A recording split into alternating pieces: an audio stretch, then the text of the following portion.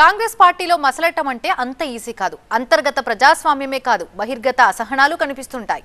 ఇప్పుడు వరంగల్ కాంగ్రెస్ లో అలాంటి అసహనంతో కూడిన ఆధిపత్య పోరే బయటపడింది. మంత్రి ఎమ్మెల్యే మధ్య ఫోన్ కాల్ సంభాషణ లీక్ కావడంతో కాంగ్రెస్ పార్టీలో లుకలుకలు బయటకొచ్చాయి.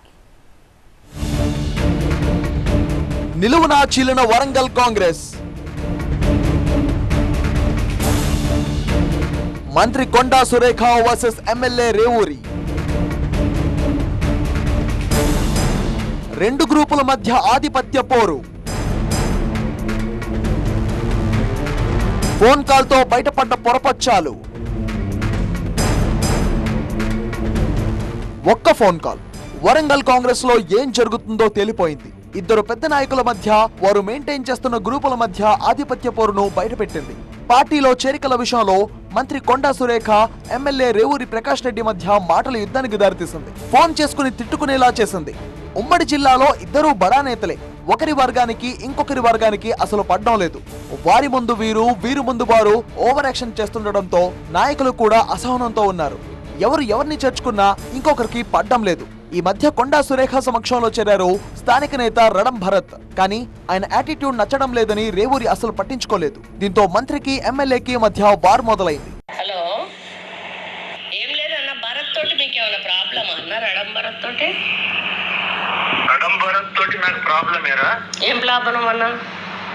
నేను పర్సనల్ గా మాట్లాడతాను, ఫోన్ లో మాట్లాడతాను. పర్సనల్ గా కాదన్న, ఇప్పుడు ఆయన మా ఆధ్వర్యంలో జాయిన్ అయ్యిండు, నేను ఒక మినిస్టర్ని. ఆయన జాయిన్ అయిన కోపం కాదు అసలు, యాటిట్యూడ్ నాకు నచ్చగానే. యాటిట్యూడ్ అంటే ఇన్ని సంవత్సరాల నుంచి మాకు పని చేస్తా ఉన్నాడు కదన్న, లేని యాటిట్యూడ్ ఇప్పుడు కొత్తగా ఎట్లా? ఇప్పుడు మీరు జాయిన్ చేసుకున్నారు, సౌజన్యతో సహా వ్యతిరేకించారు వాళ్ళు. సౌజన్య సొక్కమా అన్న? సౌజన్య అన్న సొక్కమా? సౌజన్యను ఎంపీపీ చేసింది మేము. రడం భరత్ చేరిక విషయం ఓ సాకు మాత్రమే. ఇద్దరి మధ్య ఆధిపత్య పోరు ఉందనేది స్పష్టమవుతోంది. నేతలిద్దరూ సై అంటే సై, చూసుకుందామా అంటూ పరస్పర హెచ్చరికలు చేసుకోవడం ఆసక్తికరంగా మారింది. అసలు వరంగల్ కాంగ్రెస్ లో ఏం జరుగుతుందో అనేది చెప్పకనే చెప్పింది. ఆమె ఇప్పుడు మేము ఉంటే అవిశ్వాసం పెట్టి ఆమెను దింపేటోళ్ళం. అవసరం అయితే ఇప్పటికి కూడా మేము దింపడానికి వెనకాడం. అట్లాంటివి చేస్తే మాత్రం మొహమాటం లేకుండా చెప్తాను. మాకు ఈ భరత్ అనేటోన్ని అవమానపరచడము అంటే మమ్మల్ని అవమానపరచడము.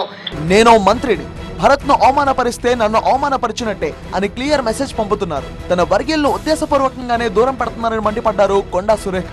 అటు రేవూరి ప్రకాష్ రెడ్డి మాత్రం కొండా తీరుపై గుర్రుగా ఉన్నారు. మంత్రి అయినంత మాత్రాన నేతలందరినీ కలుపుకోవడం లేదని అసహనంతో కనిపిస్తున్నారు. మా ఊళ్ళు అనేటోళ్ళు మీరు వెళ్ళే మీటింగ్లకు రారు.